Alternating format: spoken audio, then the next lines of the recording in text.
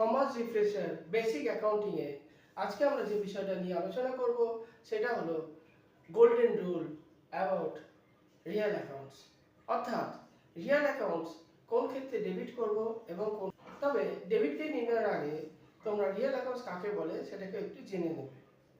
Real accounts বলতে আমরা সেগুলোকেই বুঝি যার ভবিষ্যৎ ইউটিলিটি আছে, অর্থাৎ যেটি ভবিষ্যতে ব্যবহার করতে পারবো, যার আয়ুষ্কাল অন্ততপক্ষে একাধিক হিসাবকাল পর্যন্ত, অর্থাৎ একটা হিসাবকালের মধ্যেই যার অস্তিত্ব শেষ হয়ে যায় না, সেটাকে ভবিষ্যতে ব্যবহার করবো এবং যার থেকে ভবিষ্যতে সুবিধা বা আয় অর্জন করতে পারবো, সেটাই হলো রিয়েল অ্যাকাউন্ট।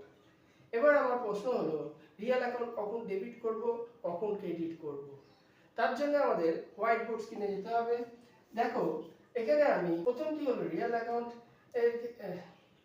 এক্ষেত্রে আমি রিয়েল অ্যাকাউন্ট বা সম্পত্তি হিসাবে নিয়মটি বর্ণনা করছি। যে কোনো নিয়ম, যে কোনো ক্ষেত্রে গোল্ডেন রুল আলোচনা দুটো করে নিয়ম থাকে, আইদার সে ডেবিট হবে নয় ক্রেডিট হবে।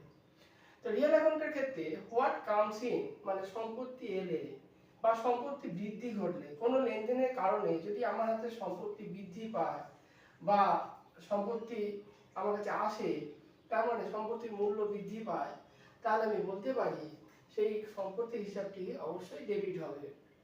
আবার দ্বিতীয় নিয়মটি হলো হোয়াট গোজ আউট ক্রেডিট মানে সম্পত্তি গেলে ক্রেডিট। তার অর্থ হলো আমার থেকে বা আমার কাছ থেকে যদি কোনো সম্পত্তি বেরিয়ে যায় বা সম্পত্তির মূল্য হ্রাস পায় বা কমে যায়, তাহলে আমি বলতে পারি সেই সম্পত্তির হিসাবটা অবশ্যই ক্রেডিট হবে। এখানে নিম্নে কয়েকটি এক্সাম্পল দেওয়া হলো, যেমন ধরা যাক পারচেজ ফার্নিচার। এক্ষেত্রে ফার্নিচার হলো রিয়েল অ্যাকাউন্ট। ফার্নিচার যেহেতু রিয়েল অ্যাকাউন্ট, এখানে পারচেজ করছি, তাই আমাদের ফার্নিচার হলো বাড়ছে, অর্থাৎ সম্পত্তি বৃদ্ধি পাচ্ছে, ফার্নিচার কাউন্সিল হচ্ছে, সেই কারণে ফার্নিচার অ্যাকাউন্ট আমি করতে পারি ডেবিট। দ্বিতীয় ক্ষেত্রে মোবাইল ফোন সোল্ড, অর্থাৎ আমি যদি মোবাইল ফোন বিক্রি করি, বিক্রি করলে মোবাইল ফোনটা গোস আউট হচ্ছে, অর্থাৎ মোবাইল ফোনের ভ্যালু আমার কাছ থেকে কমে যাচ্ছে, মানে আমি আমার সম্পত্তির মূল্য কমে যাচ্ছে, সম্পত্তির ভ্যালু, সেই কারণে আমরা মোবাইল ফোন অ্যাকাউন্টকে করতে পারি ক্রেডিট।